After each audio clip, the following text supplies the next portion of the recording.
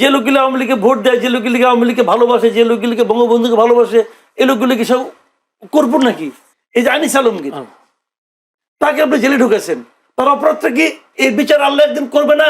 হাসনের ময়দানে করবে তো। আপনার আমলাতন্ত্রকে গড়ে উঠতে দিচ্ছে না কিন্তু সারাক্ষণ। এটা আওয়ামী লীগ আমলে ছিল, সারাক্ষণ ছিল, এর আগে বিএনপি আমলেও ছিল। এটা এর মাধ্যমে নিষিদ্ধ সংগঠন আশকারা পাইতে পারে। যখন এখন নিষিদ্ধ করার পর আমি ছাত্রলীগের কর্মকাণ্ড করি কিনা এটা আপনি দেখেন। বলুক না রে ভাই, বলতে দেবেন না কেন? আপনি আপনি বলতে দেওয়া যায় না, পররাষ্ট্র মন্ত্রণালয়ে বিবৃতি দিতে হবে। এই বিবৃতি দিয়ে থামাইতে পারবে? থামাইতে পারবে?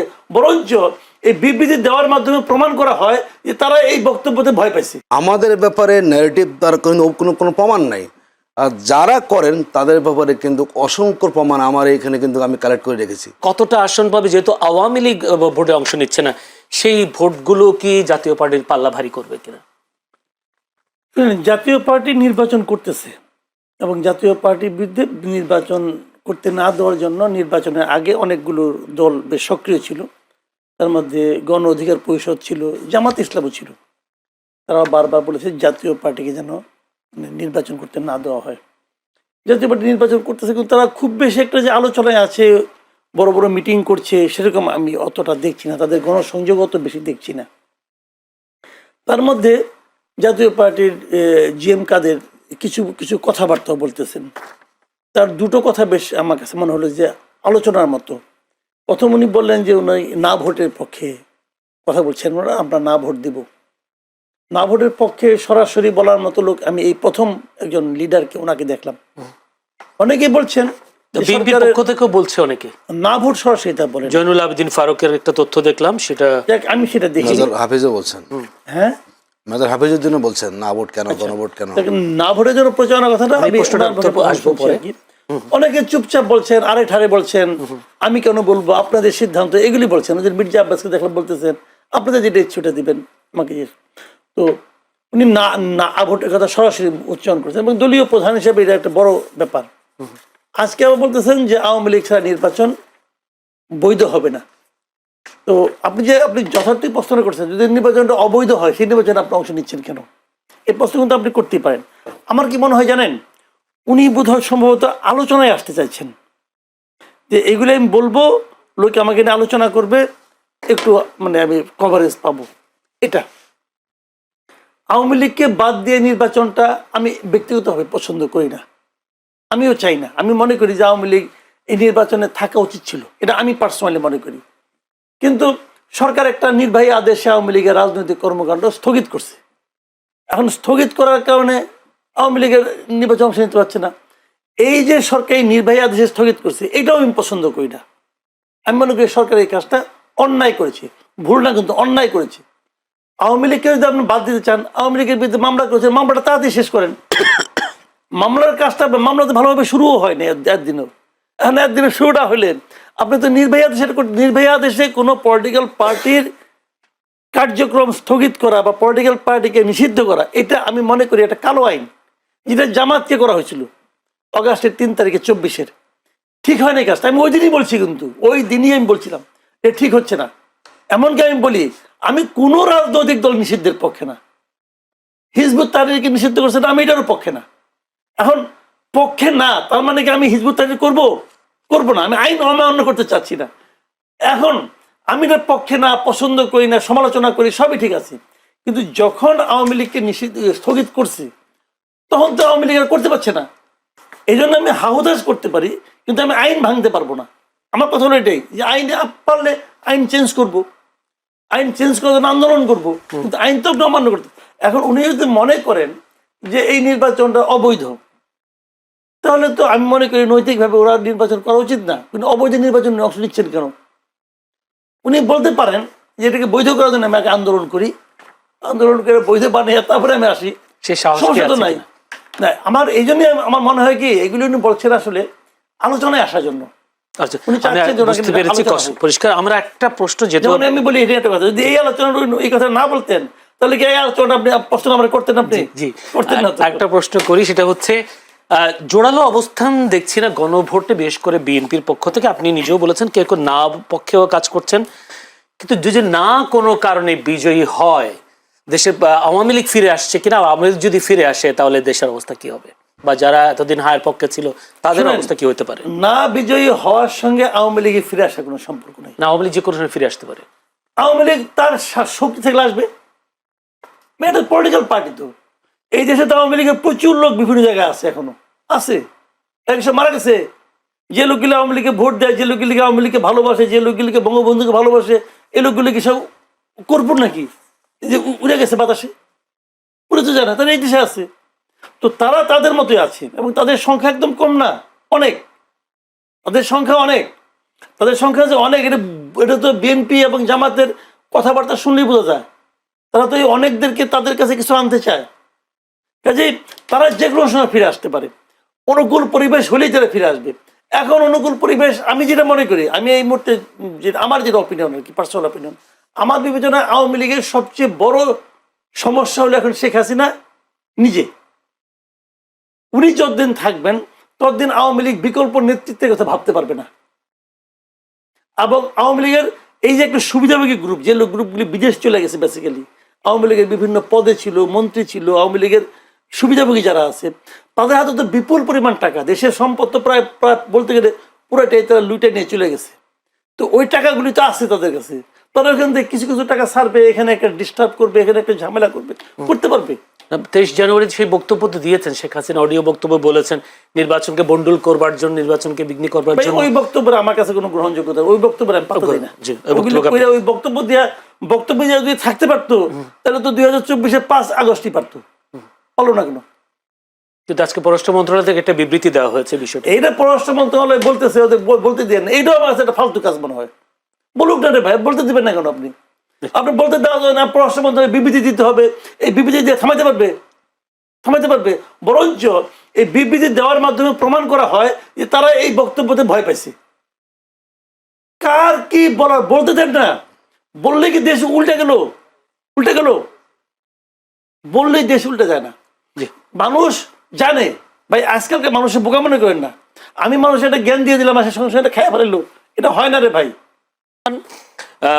বাউফলে হাসনাত আব্দুল্লাহকে বেশ বড় করে জোরে জোরে স্লোগান দিতে দেখলাম, দাড়িপাল্লার পক্ষে ভোট চেয়েছেন।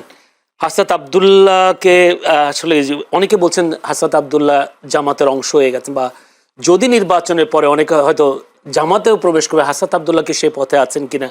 আর হাসনাত আব্দুল্লাহ নিজের পক্ষে ভোট না চেয়ে জামাতের দাড়িপাল্লার পক্ষে ভোট চাওয়াটা কতটা যৌক্তিক, সেটাও একটু আপনি বলবেন। ঠিক আছে, দেখুন, হাসানাত আব্দুল্লাহ আমাদের জুলাই বিপ্লবীর, এবং তারা এখন জাতীয় নাগরিক পার্টির তিনি মুখ্য সমন্বয়ক দক্ষিণাঞ্চলের, এবং তিনি কুমিল্লা একটা আসন থেকে নির্বাচন করছেন। যেহেতু আমাদের একটা 11 দলীয় নির্বাচন ঐক্য হয়েছে, এখানে সব দলের নেতারাই সব দলের প্রোগ্রামে যাচ্ছেন। আমাদের জামাতের আমিরও তো শাপলাগুলির পক্ষে ভোট চেয়েছেন আমাদের গত প্রথম 22 তারিখে। মামুনুল হক সাহেবও তিনি বাউফলে গিয়েছেন। যেহেতু আমরা সবাই একটা লক্ষ্য নিয়ে নির্বাচনে ঐক্য হয়েছে, এই জন্য সবাই দলের প্রোগ্রামগুলোতে যাচ্ছেন, এবং যেখানে যেই দলের প্রার্থী তার প্রতীকে তারা সেখানে ভোট চাচ্ছেন, এটাই বাস্তবতা। আমরা মনে করি আমাদের হাসানাত আব্দুল্লাহ আমাদের সেই 24 আগস্ট থেকেই বলা যায় সব জায়গাতে আমাদের উপস্থিতি লক্ষ্য করেছি, এবং যেখানে অন্যায় হয় কিংবা দুর্ভোগ হয় সব জায়গায় তিনি ছুটে চলে, এখন তার অবস্থান ধরে রাখতে পেরেছেন। এবং বাংলাদেশের বর্তমান যুবকদের কাছে তিনি একটা মডেল। তিনি তার বক্তব্য, তার ভূমিকা, একটা ভালো গ্রহণযোগ্যতা তিনি ধরে রাখতে পেরেছেন দীর্ঘ সময় পর্যন্ত। এই জন্য উনি সব জায়গায় যাচ্ছেন, এবং আমাদের এনসিপির আহ্বায়কও নানা জায়গায় যাচ্ছেন, আমরা সেখানে যাচ্ছি। এটা একটা রাজনৈতিক যেটা বোঝাপড়া হয়েছে, যে বোঝাপড়ার কারণে এক দলের প্রোগ্রামে যাচ্ছেন। এখানে কেউ কারো দলের সাথে বিলীন হয়ে যাওয়ার কোনো সুযোগ নেই। এর আগে তো মিয়া গোলাম পরওয়ার আপনাদের সেক্রেটারি জেনারেল বলেছিলেন জন্ম নিয়ে বাবার সাথে লাগতে এসো না। এখন কি আসলে বাবা ছেলে ছেলে বাবার দলে এরকম গেছেন? অনেক কথাই হয়, আমরা তো পাল্টাপাল্টি কথা জানি না, আমরা সেখানে আবার পাল্টাপাল্টি কথা হবে, এটি তো আমাদের রাজনীতির সৌন্দর্য। আমরা সিনিয়ররা আমাদেরকে শিখাবেন, এটাই আমাদের বোঝাপড়া। কেউ কাউকে বলে ফেললেই যে চূড়ান্ত কথা সেটা নয়। একটা সময় এসে দেশের স্বার্থে, জনগণের স্বার্থে সবাইকে একটা জায়গায় সেখানে আসতে হয়। এবং আমরা মনে করি এনসিপির তারা সঠিক গার্ডিয়ানশিপ সেখানে পেয়েছে, এবং জামাত ইসলামী তার জায়গা যথেষ্ট তাদের সেভাবে স্নেহ দিয়ে কিন্তু তাদেরকে এগিয়ে নেওয়ার চেষ্টা করে যাচ্ছে। কারণ আমরা চাই আমাদের বিপ্লবের শক্তিটা টিকে থাকুক, জি, যাতে ভবিষ্যতে আরও বিপ্লবী সেখানে তৈরি হতে পারে, সেই জায়গা থেকে তাদের প্রতি আমাদের দায়িত্ববোধ আছে। আমরা সেখানে সহযোগিতা করে যাচ্ছি যাতে করে তাদের যে যুবকদের যে তারা সেখানে ভূমিকা রাখার সুযোগ পেয়ে যান। জি, একটা প্রশ্ন করে রাখি, সময় পাবো কিনা জানি না। ব্যারিস্টার শাহরিয়ার কবির তিনি একটি বক্তব্যে বলেছেন দাঁড়িপাল্লায় ভোট না দিলে কবরে জিজ্ঞেস করা হবে। আসলে এই দাঁড়িপাল্লায় ভোট না দিলে কবরে কি এরকম কোনো প্রশ্ন করার সুযোগ আছে? দেখুন, এটি হয়তো ওনার একটা প্রতীকী কথা উনি বলেছেন। আপনি যেহেতু ভোটটা একটা আমানতের অংশ, জি, আমি যদি মনে করেন ভালো মানুষকে ভোট দিই তাহলে তার ভালো কাজের সবটা কিন্তু আমি পাবো। আবার যদি আমার ভোটে কেউ অন্যায় করেন, তিনি ঘুষ খান, তিনি নানা কাজ করলে সেটা অপরাধ কিন্তু আমি পাবো। এখন ধরুন যদি আমি কাউকে ভোট দিয়ে ইলেক্টেড করি, যদি সেই লোকটা কোনো অন্যায় কাজ করে, যদি সেই ধরুন যে আপনার চাঁদাবাজি করে, টেন্ডারবাজি করে, ব্যাংক লুট করে, নিঃসন্দেহে আমার ভোটের কারণে সেই লোকটাই সুযোগ পেয়েছে বলে কিন্তু আমারও কিন্তু সেখানে দায়িত্ব আছে। তিনি বুঝিয়েছেন যদি আপনি কাউকে খারাপ মানুষকে ভোট দেন, নিঃসন্দেহে তার খারাপ কাজের পরিণতি আপনাকে কিন্তু ভোগ করতে হবে। এই জন্য হয়তোটা প্রত্যেকেই বলেছেন যদি ভালো মানুষকে আপনি ভোট দেন, যেটা জামাত ইসলামী আমরা বলি যে আমরা সৎ মানুষের দল, আমরা দুর্নীতিমুক্ত থাকার চেষ্টা করি, আমরা অন্যায় কাজের সাথে আমরা সম্পৃক্ত নই।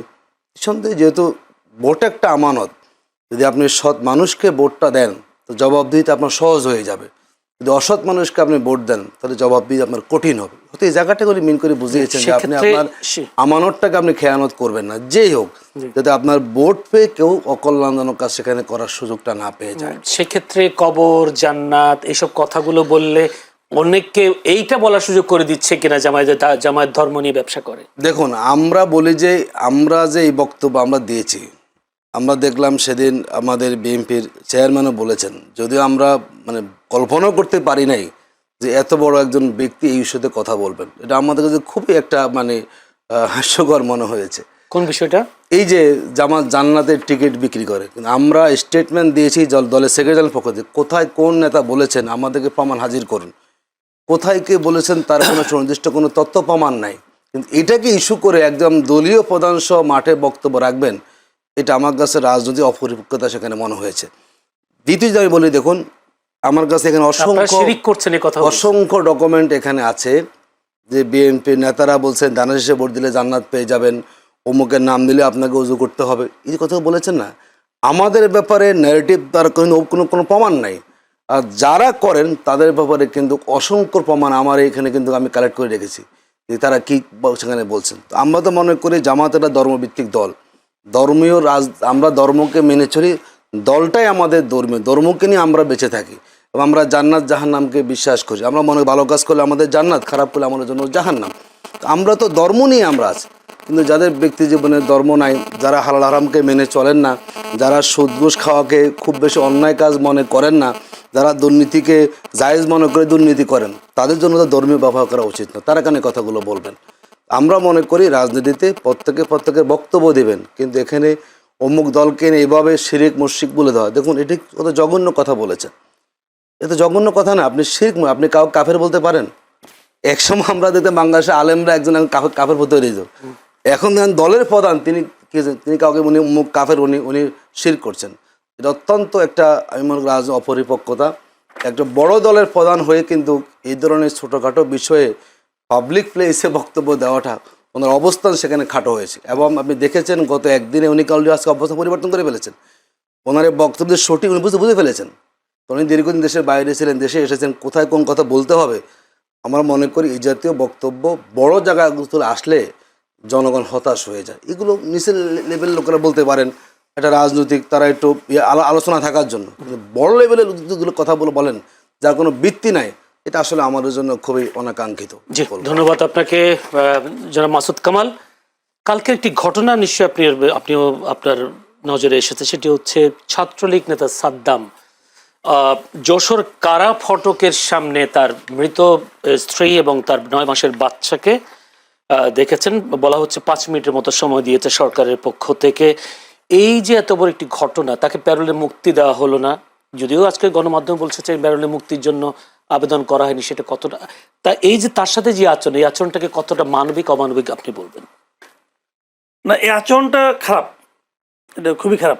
আর আবেদন করা হয়নি এই কথাটা ঠিক না। আমি যতটুকু জেনেছি পোর্টালে যে এটা হলো আপনার ওরা তো বাগেরহাটের, তারা বাগেরহাট জেলার পুলিশ প্রশাসকের কাছে আবেদন করেছিল। তারা হয়তো জিনিসটা বোঝেনি। বাগেরহাটের জেলা প্রশাসক বলছে এটা আবেদন করতে হবে যশোরের যে ডিসি তার কাছে। তো যেহেতু সে যশোরের যে এলে ছিলেন, তো সেখানে যশোরে যে আবার নতুন করে আবেদন করা, এগুলি তার জন্য এই সমস্ত মানে আপনার মানে কি বলবো আপনাকে, যে কাগজপত্রের টানাটানির কারণে শেষ পর্যন্ত তারা তাড়াতাড়ি করে ওখানে গিয়েছে। বাট আমার কথাটা হলো কি, এগুলিকে এত আমলাতান্ত্রিক জটিলতা ফালানোর তো কোনো দরকার নেই। বাগেরহাটের ডিসি কি যশোরের ডিসিকে এটা মেল করে পাঠাতে পারতেন না? একটা ফোন করে ফরওয়ার্ড করে দিতে পারতেন না? এটা ফোন করতে পারতেন না? কি এমন হতো? কি মারাই তো গেছে, ও তো গেলে জানাজাটাই পড়বে, দাফনটাই করবে, এই তো। এটুক করলে সমস্যাটা কি? করলেই তো পারতো। এটা আমি মনে করি এখানে আমলাতান্ত্রিক জটিলতার কারণে, এবং তারা যে কোনো কারণেই হোক তারা নিজেরা সিদ্ধান্ত নিতে পারে না। আমাদের এখানে হয় কি জানেন, এটা প্রবলেম যেটা হয়, আমাদের প্রশাসন তো স্বাধীন না। তারা কিন্তু মানে স্বাধীন বলতে বলতে চাচ্ছি যে তারা যে নিজস্ব বিচার বিবেচনা দিয়ে কোনো একটা কাজ করবে তারা পারে না। তারা সবসময় আতঙ্কে থাকে, এই কাজটা যে আমি করবো তাহলে কি অমুক স্যার দুঃখিত হবে, তাহলে কি অমুক স্যার আমার উপরে ক্ষিপ্ত হবে, তাহলে কি তারা আমাকে এখান থেকে বদলি করে আবার সচিবালয়ে নিয়ে যাবে, নিয়ে ওএসডি করে রাখবে। এই যে সারাক্ষণ একটা আতঙ্কের মধ্যে থাকা, এটা কিন্তু আমাদের একটা মানে পেশাদার আপনার আমলাতন্ত্রকে গড়ে উঠতে দিচ্ছে না। কিন্তু সারাক্ষণ এটা আওয়ামী লীগ আমলে ছিল, সারাক্ষণ ছিল, এর আগে বিএনপি আমলেও ছিল, এটা ওটাও আমি দেখেছি, এবং এই আমলেও তার কোনো ব্যতিক্রম নেই। যদি কোনোভাবে প্রমাণ করা যায় তার চাচাতো ভাইয়ের শালার সম্বন্ধী সে একসময় ছাত্রলীগ করতো, অতএব তুমি নাই, তুমি এখন আউট হও, এটা আগে ছিল। ওই একই সম্পর্কের লোক যদি সে কোনোভাবে জামাত করতো, ছাত্র শিবির করতো, অথবা ছাত্র দল করতো, তারা আউট করে দাও। এই যে প্রবণতাটা না, এটা জাতিটাকে ভাগ করে দিচ্ছে। এবং আমি সবসময় আমার ভাই মানে যত কথা আমি যখন যেখানে বলি, আমার একটাই কথা, ভাই দেশটাকে ভাগ করেন না আপনারা প্লিজ। বিভক্ত জাতি কখনো অগ্রসর হইতে পারে না, পারিনি তো আমরা, পৃথিবীতে কোথাও পারেনি, আপনিও পারবেন না। আপনি অন্যকে আপনার মতো তার কথা সে বলবে, আপনার কথা আপনি বলবেন, কিন্তু দেশটা অগ্রসর হবে। এবং সে তার কথা আপনার কথার সঙ্গে মিলল না, অতএব তারা এদিকে সরাই দাও, তারা ভ্যানিশ করে দাও। এই যে নিশ্চিহ্ন করার যে রাজনীতিটা, এটা আমাদের দেশটাকে একদম শেষ করে দিচ্ছে। তো এখানেও তাই হয়েছে। আপনি আমাকে একটা কথা বলেন ভাই, তার বিরুদ্ধে একটা মামলা হয়েছে, সে কে নিষিদ্ধ সংগঠনের নেতা। এখন নিষিদ্ধ সংগঠনের নেতা হইলেই কিন্তু তার বিরুদ্ধে মামলা হবে, এটা কিন্তু ম্যান্ডেটরি না। নিষিদ্ধ সংগঠনের নেতা যদি সেই নিষিদ্ধ সংগঠনের জন্য কোনো কর্মকাণ্ডে লিপ্ত না হয়, তো তাকে তো আপনি কিছু বলতে পারেন না। সংগঠন নিষিদ্ধ করে দিচ্ছেন, এখন ছাত্রলীগের একটা মনে করেন থানা কমিটির একজন সদস্য অথবা মেম্বার অথবা সভাপতি, সে চুপচাপ বাজারে যাচ্ছে, বাজারে ব্যাগ নিয়ে, তারা আপনি ধরে বলবেন যে তুমি ছাত্রলীগ করতে? এক সময় ছাত্রলীগ করা তো অপরাধ হইতে পারে না। যখন এখন নিষিদ্ধ করার পর আমি ছাত্রলীগের কর্মকাণ্ড করি কিনা এটা আপনি দেখেন, আমি মিছিল করি কিনা, মিটিং করি কিনা, বক্তৃতা দেই কিনা, লেখালেখি করি কিনা এটা দেখেন, আমি পরিচয় দিই কিনা এটা দেখেন আপনি। তো এখন এই দেশে এখন ওটা চলছে, এটা হলো মব বাসলে। তো এখন তাকে আপনি ধরছেন, জেলে নিছেন, নিশ্চয়ই কোনো কোনো মামলা করছেন, মামলায় নিছেন, যে মামলায় করছেন, মামলার কি ভাই জামিন পাওয়ার যোগ্যতা তার নাই? জামিন পাওয়ার তেমন অধিকার, উনি অ্যাডভোকেট ভালো জানবেন। আপনি আমাকে বলেন, আমাদেরই এক কলিগ এই যে আনিস আলমগীর, তাকে আপনি জেলে ঢুকেছেন, তার অপরাধটা কি? ওর যে প্রাথমিক যে রিপোর্ট এফআইআর যে কপিটা একদম পড়ছি, উনি নাকি কবে টকশোতে কি বলছেন সেটা বলার কারণে জুলাই রেভলিউশনারিকে একজন ভদ্রলোক, তার নাম জীবনে শুই নেই ভাই, ওই লোক যে কে চিনি না, সে যে মামলা করছে, তার কখন মামলা করছে? তাকে ধরে নিয়ে যাওয়ার পরও, ধরে নিয়ে গেছে সন্ধ্যা 7টার সময়, রাত 8টার সময় সে মামলা করছে। মানে মামলা করার আগেই পুলিশ তাকে ধরে ফেলেছে। পুলিশ বুঝতে পারছে এই ধরনের একটা মামলা হতে পারে, অর্থাৎ আগে আমি তাকে ধরে ফেলাইছে। ধরে নিয়ে এসে সেই মামলায় তার কোন বক্তব্যে সে ক্ষুব্ধ হয়েছে এবং তার কাছে মনে হয়েছে এর মাধ্যমে নিষিদ্ধ সংগঠন আশকারা পাইতে পারে। তো নিষিদ্ধ সংগঠন কোনটা? আওয়ামী লীগ তো নিষিদ্ধ সংগঠন না, কার্যক্রম নিষিদ্ধ। আওয়ামী লীগের একটা স্থগিত হওয়া সংগঠন। তো নিষিদ্ধ সংগঠন একমাত্র দুইটা বাংলাদেশে, ছাত্রলীগ আর হিজবুত তাহরির। তো তার কথা হিজবুত তাহরির ছাত্রলীগ কি হবে? কিছুই হবে না। তো তারপরে তাকে 2বার 3বার তার মামলা উঠছে, জামিন, বিচারক তাকে জামিন দিচ্ছেন না। বিচারক নিশ্চয়ই অত্যন্ত জ্ঞানী লোক, এই জ্ঞানের পরীক্ষা তো তাকে আখেরাতে দিতে হবে। এই জ্ঞানের জন্য সে কি জ্ঞান বিচারকের উপর আল্লাহ ছাড়া কেউ নাই। তো উনি যে নিজের একটি সিদ্ধান্ত দিচ্ছেন, এই সিদ্ধান্ত ঠিক হলো কি ভুল হলো, এই বিচার আল্লাহ একদিন করবে না, হাসরের ময়দানে করবে। তো এটা কি তার মাথায় আছে? সে তো মনে করতেছে আমার মানে হলো গিয়া কি বলবো, ঈশ্বর হলো গিয়া আমার মন্ত্রী অথবা উপদেষ্টা। সে তো এইখানে তার করে রাখছে, কেবলা বানায় রাখছে। তো এইগুলো হলো সমস্যা। এই প্রক্রিয়া, এই প্রবণতা না থামবে, ততদিন পর্যন্ত দেশে আপনারা আইনে শাসন আনতে পারবেন না। ততদিন পর্যন্ত দেশে এই সমস্ত ঘটনা, সাদ্দামদের ঘটনা ঘটতেই থাকবে, ঘটতেই থাকবে। মাঝখানে একটা কথা বলে নি, ছোট্ট একটা কথা। যিনি আত্মহত্যা করেছেন এবং যিনি তার সন্তানকে হত্যা করে আত্মহত্যা করেছেন, এটা নিয়ে কিন্তু আমার কোনো সমবেদনা নাই। আমি ওই ভদ্র মহিলার এই কাজটাকে একটা অন্যায় কাজ মনে করি। উনি তো নিজে একটা অন্যায় করছেন, আত্মহত্যা করছেন, আর উনি সন্তানকে হত্যা করছেন। বেসিক্যালি উনি একজন হত্যাকারী।